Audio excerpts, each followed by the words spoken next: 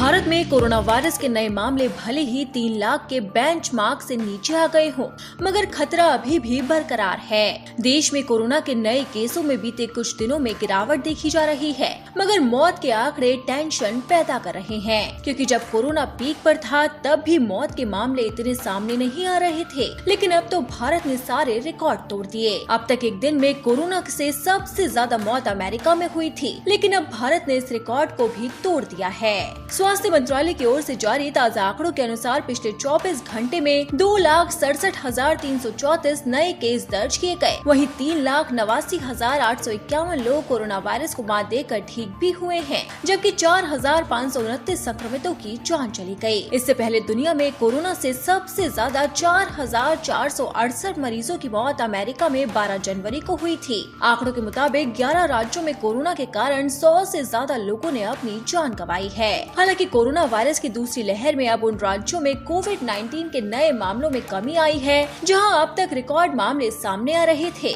राष्ट्रीय राजधानी दिल्ली के अलावा महाराष्ट्र, उत्तर प्रदेश, दिल्ली, बिहार, मध्य प्रदेश और छत्तीसगढ़ में अब कोरोना के नए केस में काफी गिरावट आई है। स्वास्थ्य मंत्रालय के मुताबिक 10 राज्यों में 75% लोग कोरोना वायरस को मात देकर ठीक भी हो गए हैं। वहीं देश की मौजूदा स्थिति पर नजर डालें तो केंद्रीय स्वास्थ्य मंत्रालय के आंकड़ों के मुताबिक देश में कुल केस की संख्या 2,54,96,330 पहुंच गई। वहीं स्वस्थ होने वाले कुल मरीजों की संख्या 2,19,86,363 है, जबकि इस महामारी की वजह से अब तक 2,83,248 लोग अपना दम तोड़ चुके हैं। वहीं बात करें एक्टिव केस की तो देश में 32,26,719 सक्रिय मामले हैं।